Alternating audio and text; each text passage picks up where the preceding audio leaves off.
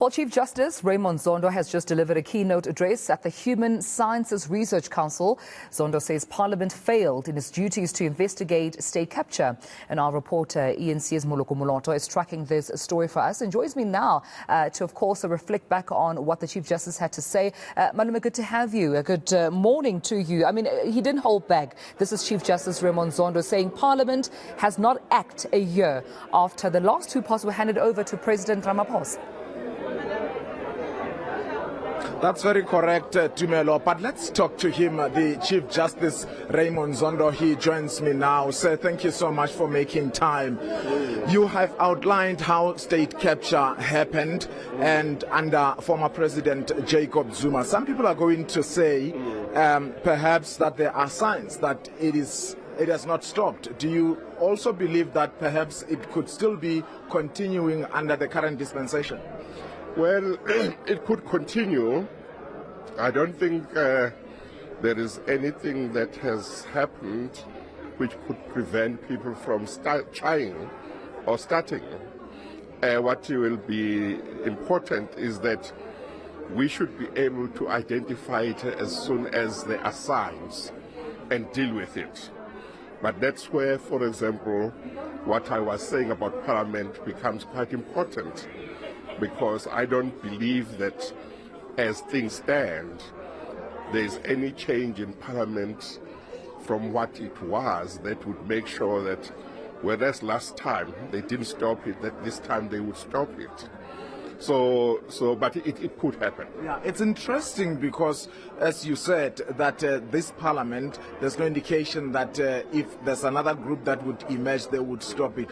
And I understood you to be also saying that there has to be a commission of kind of like that would be monitoring possible state capture as it happens and make sure that it holds accountable those who would be responsible for it. But somebody is going to say we have other structures, for instance, the NPA, the ID within the NPA, the criminal justice system in general. Does it mean, therefore, that since you don't believe in the authority of Parliament in holding accountable delinquents, other structures may not be able to do their work?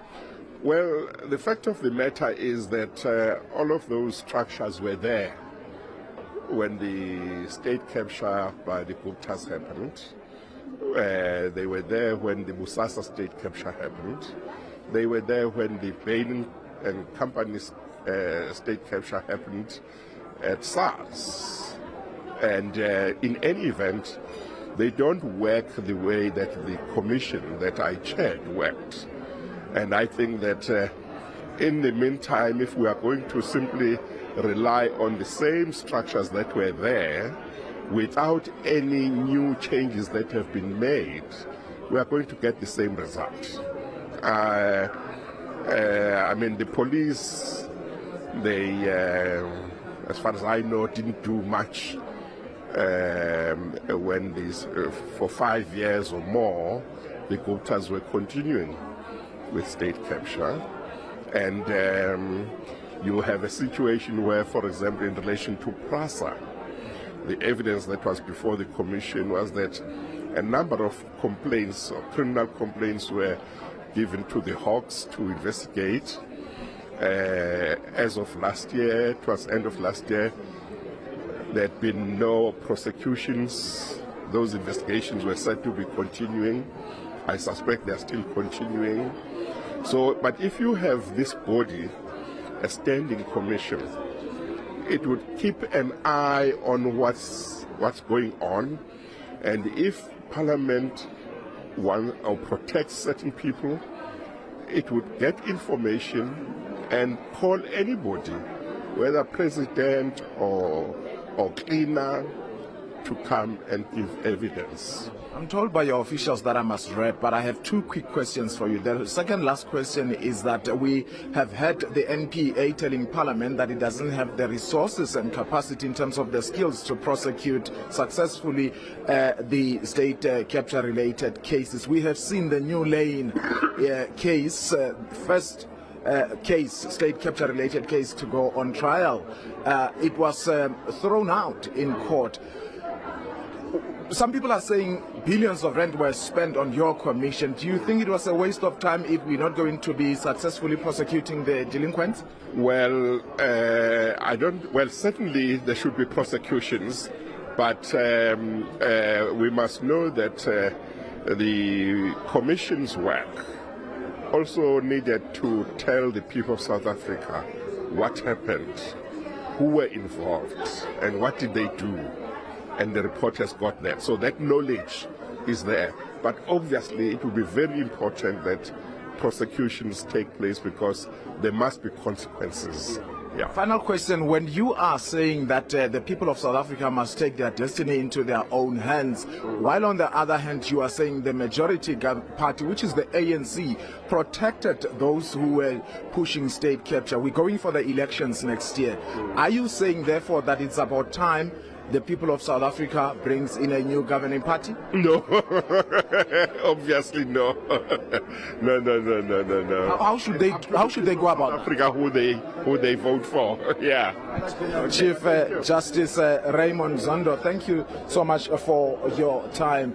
Of course, we also asked the Minister of Higher Education, Minister Blade Nzimande, who was part of this colloquium, to say what did he make of the remarks by the Chief Justice, especially with regard to the fact that he's saying that the people of South Africa must take their destiny into their own hands. And he says he doesn't believe that he's calling for a regime change. But of course, we heard how he was critical to Parliament, the National Assembly. The President of the Republic is accountable to Parliament, and Chief Justice Zondo says the Parliament that was there during the time of former President Jacob Zuma protected him, did not want to investigate the criminality that was being perpetuated by the Guptas.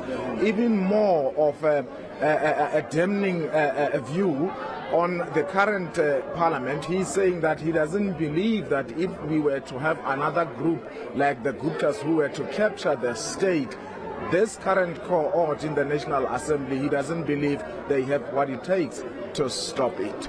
Yeah, absolutely. I mean, listening to the keynote address, Moloko, you could hear that the Chief Justice wanted more in terms of even the same members of Parliament being held to account, saying perhaps a standing anti-state capture or anti-corruption commission could also be a suggestion, just in terms of holding those members of Parliament equally accountable. So they do their job and they do, of course, root out corruption. Colleague, that's where we'll leave it for now, but thank you so much for taking this conversation with the Chief Justice. This is the back